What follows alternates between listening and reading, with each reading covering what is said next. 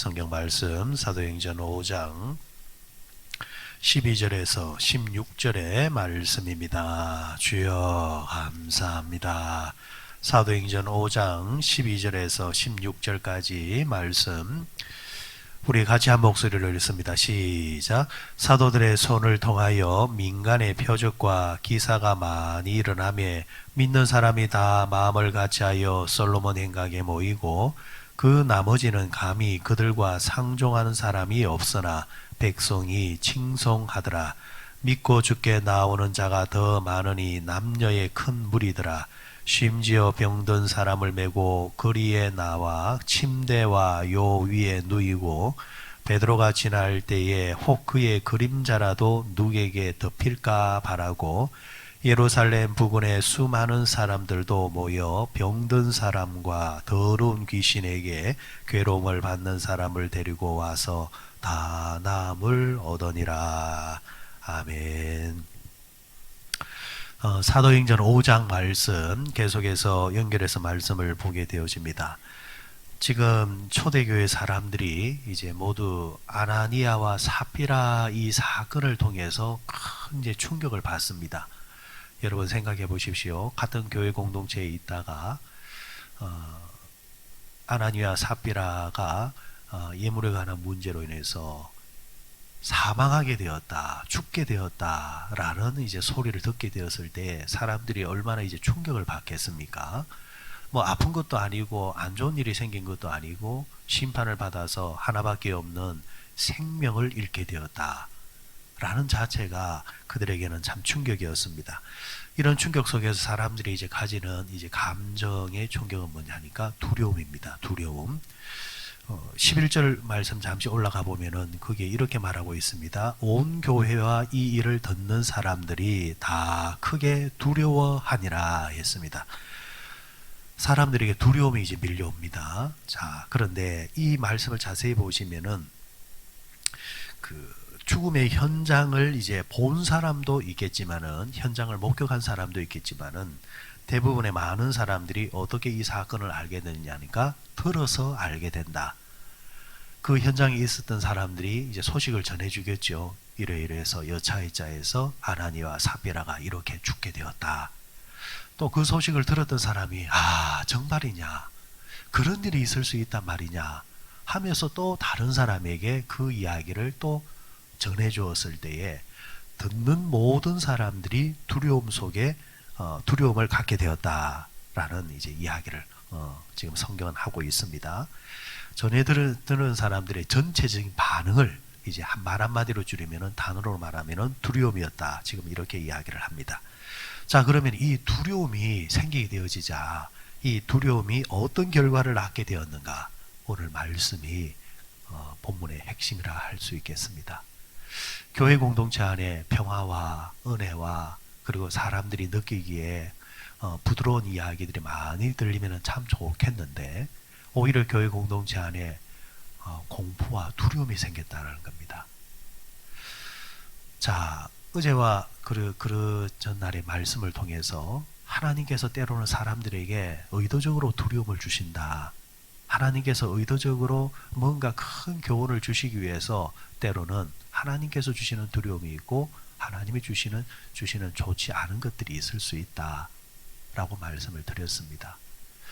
그러면 하나님이 의도적으로 이 두려움을 줬는데 그러면은 오늘 본문에서 전체적으로 이 두려움의 결과가 어떻게 초대교회에 나타났는가 한번 말씀을 보도록 하십시다.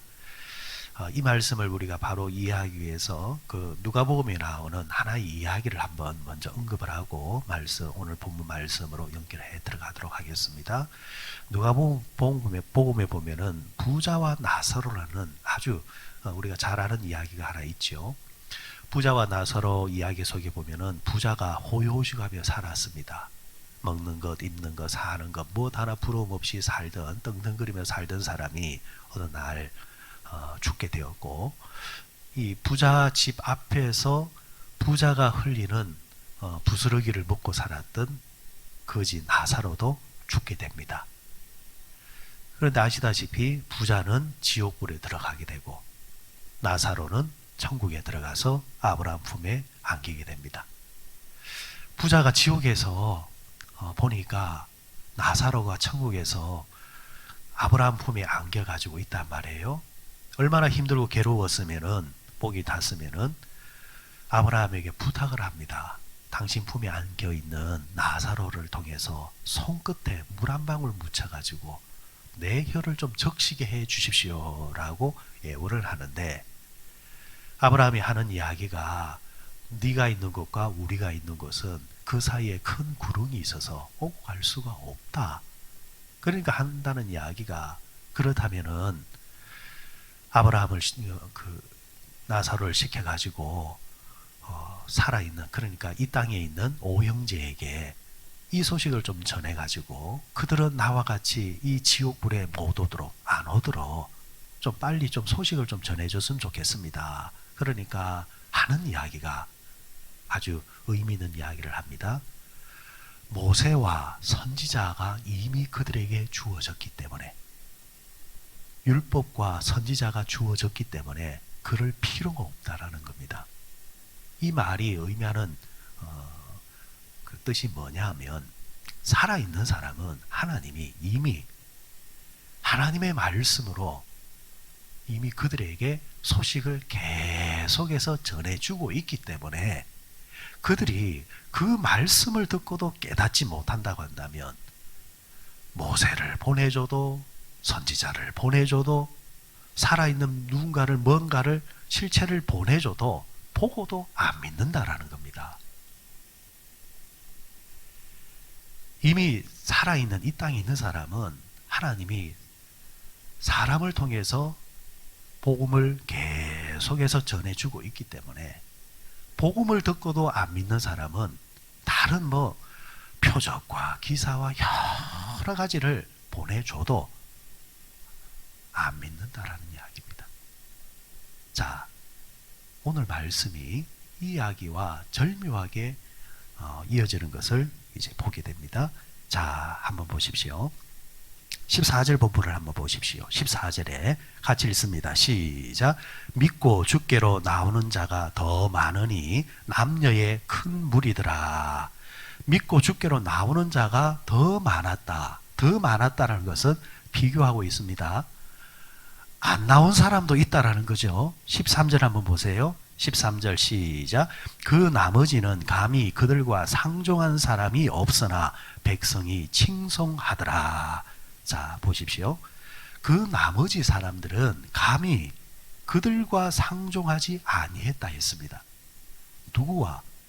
교인들과 성도들과 상종하지 않았다라는 겁니다. 자, 아나니아와 삽비라의 이야기를 듣고 공통적인 반응은 뭐냐니까 깜짝 놀라는 겁니다. 두려운 겁니다. 믿는 자나 믿지 않는 자나 사람이 죽었다니까 공포가 밀려오죠. 도대체 그게 무슨 큰 잘못이라고. 사람이 죽어. 어떤 사람들은 야, 하나님이 계신갑다. 자, 두 가지 반응으로 이제 나눠지는 거예요. 야, 믿었다가 저들처럼 우리도 죽게 되면 어찌 되냐. 그럴 바에야 안 믿을래 하면서 아예 거부하는 사람이 나오고, 또 한 부류는 야, 눈에 보이지는 않지만은 하나님이라는 분이 정말 존재하고 있구나.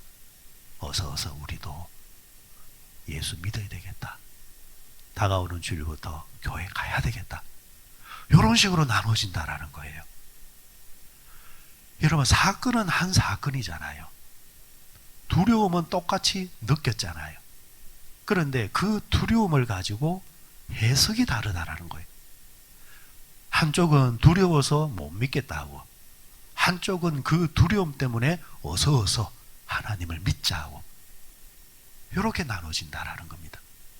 그런데 전체적인 결과가 뭐냐면 14절에 다시 믿고 주께로 나오는 자가 어쨌다 했습니까?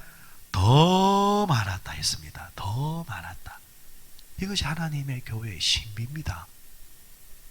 하나님께서 교회를 붙잡고 있는 한, 교회라는 공동체를 통해서 나타나는 때로는 부작용도 있고 어려움도 있고 부족함 점도 있다 할지라도 결과적으로 전체적으로 딱 보게 되어지면은 하나님이 교회를 붙잡고 있으면은 그 결과는 항상 더 많은 좋은 것들, 유익한 것들이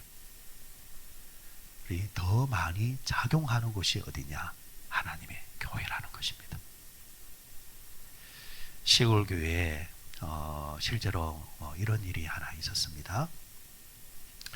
예전에 참 교회들 안에서 참 이런 일들이 이제 있죠. 믿지 않은 자들을 통해서 교회가 횡포를 당할 때가 있습니다. 어느 시골 교회에서 예배를 드리고 있는데 안 믿는 사람이 교회에 들어와 가지고 난장판을 벌리는 거예요. 뭐 교회에 대한 뭐 불만이 있었던 모양입니다. 하면서 예배를 방해하고 이게 뭐냐 하면서 완전히 불량배처럼 양아지처럼 막 교회를 막 시골 같은 경우는 다 아는 사람이잖아요. 그죠? 막 술 한잔 먹고 와가지고 뭐 너희들이 교회면 교회지 뭐 교인이면 교인이지 하면서 우리한테는 잘해라 하면서 막 이제 그런 거예요. 그리고 이제 난장을 하고 나서 돌아갔는데 교회가 얼마나 이제 발칵 뒤집어졌겠습니까? 그런데 얼마 뒤에 소식이 들리는데 그 사람이 이제 가다가 시골 담장이 무너져 가지고 그 사람이 돌에 깔려 죽었다라는 거예요. 자, 시골이니까 얼마나 소문이 삽시간에 퍼지겠어요. 그런데 기가 막히게 거기도 오늘 본문처럼 두 부류로 나누어지는 거예요.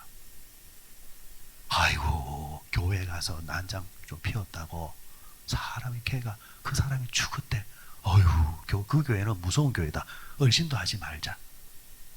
한 부류는 아이고, 어서 우리도 교회 가자. 그게 우리가 사는 길이다. 기가 막힌 거예요. 똑같은 사건이지만 한 부류는 거기서 하나님의 말씀을 깨닫고 두려움 속에서 어서 하나님께로 돌아오는 사람이 있고, 한 부류는 아이고 안 된다 하면서 하나님을 더 멀리하는 부류로 나눠진다라는 겁니다. 자, 이 사건을 가지고 성경을 뭐라고 표현하고 있냐니까 12절 다시 보십시오.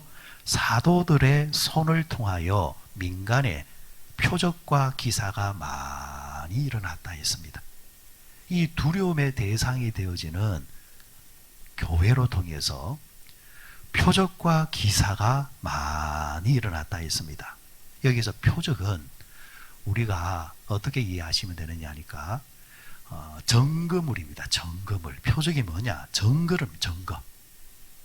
옛날에 여러분 버스를 타게 되어지면은 옛날에 요즘은 뭐 카드를 갖다 대든가 아니면은 현금을 내고 이러는데 옛날에는 버스 탈 때 뭐 냈습니까? 토큰. 그죠? 토큰 넣었잖아요. 토큰이라는 게. 요즘 젊은 사람들 토큰이라면 무슨 말인지 이제 모릅니다. 애들은. 토큰이 뭐냐니까 증거물입니다. 내가 이 버스를 탈 수 있는 증거를 가지고 있어요. 증거. 자, 증거물을 딱 이제 제시하면은 버스를 탔다라는 거죠. 표적이 바로 증거물이라는 것인데 하나님이 살아 계신다라는 증거가 된다라는 겁니다. 아나니아 삽비라 사건이 뭐가 되는 거예요? 하나님이 살아 계시는 거. 하나님을 속일 수 없다라는 거. 하나님 앞에서는 감히 그 누구도 함부로 속일 수 없다라는 증거가 되어지고, 세상의 사람들은 이 증거를 통해서 또 뭐예요?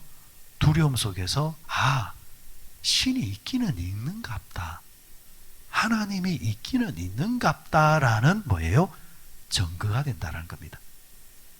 교회 공동체 안에 있는 사람이나 교회 공동체 밖에 있는 사람이나 이 하나의 사건은 하나님이 살아계신다라는 증거가 된다는 겁니다. 하나님은 때로 우리에게 두려움을 줍니다. 왜? 이 두려움 자체가 하나님이 살아계신 하나의 증거가 되기 때문입니다. 두려움의 신호를 딱 이제 보고 하나님께로 돌아오게끔 하는 그래서 의외로 여러분들 사람들은 인생을 살다가 자기 스스로 해결할 수 없는 두려움의 문제가 생기거나 어떤 사건을 경험하게 되어지면은 그것을 계기로 하나님께로 돌아오게 되어지는 일들이 있습니다. 말씀의 결론을 이렇게 한번 내려보도록 하십시다. 하나님은 어떤 하나님이냐? 자, 내가 병원에 이제 방문을 했습니다. 근데 의사가 검진을 떡 하더만 한다는 이야기가, 당장 당신의 속을 좀 들여다봐야 되겠다고 종합검진을 딱 합니다. 그러면서 고개를 살랑살랑 흔들면서 자세한 이제 그거는 모르겠지만은 한 주 뒤에 결과를 통보를 하겠습니다. 그러면은 한 주 동안 얼마나 공포스럽습니까? 그죠? 불안합니다. 한 주 뒤에 병원 의사 앞에 딱 앉았습니다.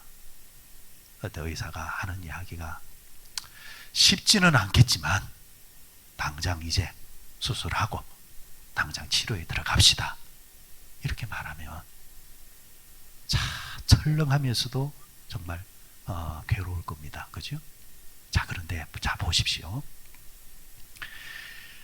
의사가 그 사람에게 공포와 두려움을 주기 위한 목적입니까? 아니면은 그 사람을 치료하기 위한 목적입니까? 결국은 감정은, 두려움은 사람이 겪는 거지만 의사의 목적은 치료입니다. 우리가 살아가면서 여러분 두려움을 경험할 때가 있습니다. 생각지 못했던 사건을 통해서 공포를 경험할 때가 있습니다. 그런데 하나님은 대전제는 뭐냐면은 공포와 두려움을 주기 위한 것이 아니라 공포와 두려움을 통해서라도 그 사람을 뭐 하기 위해서? 치료하고 고치기 위함이라는 거예요. 하나님이 우리에게 때로는 좋은 걸 통해서 인도하실 때도 있고, 하나님이 때로는 우리의 감정에 두려움이 생기게 하는 어떤 부분을 통해서 우리를 고치고 인도하고자 할 때도 있다라는 거예요. 결국 목적이 뭐냐? 우리를 부르시고 우리를 인도하셔서 하나님의 백성으로 좀 더 거룩하게 서게 하기 위해서 하나님은 그렇게 하신다는 겁니다. 결국은 오늘 본문의 결론은 뭡니까? 주께로 더 많은 사람들이 나오게 되고 세상의 사람들은 교인들을 더 칭송하게 되어졌다.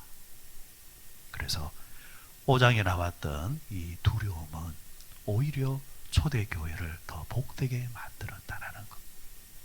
여러분, 오늘 하루를 살면서도 하나님이 내게 참 좋으신 분이시고 하나님이 내게 참 은혜의 하나님이 되시지만 또 그분은 내가 감히 함부로 대할 수 없는 두려움의 하나님이라는 것, 살아계신 하나님이라는 것.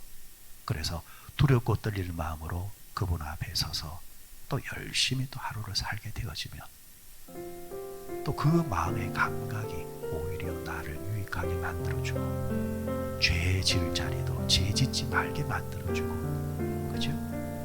하나님께서 기뻐하시는 더 선한 삶을 살 수 있도록 나를 세워나간다라는 측면에서 오늘도 하나님과 동행하는 우리 모두 되시기를 주의 이름으로 축원드립니다.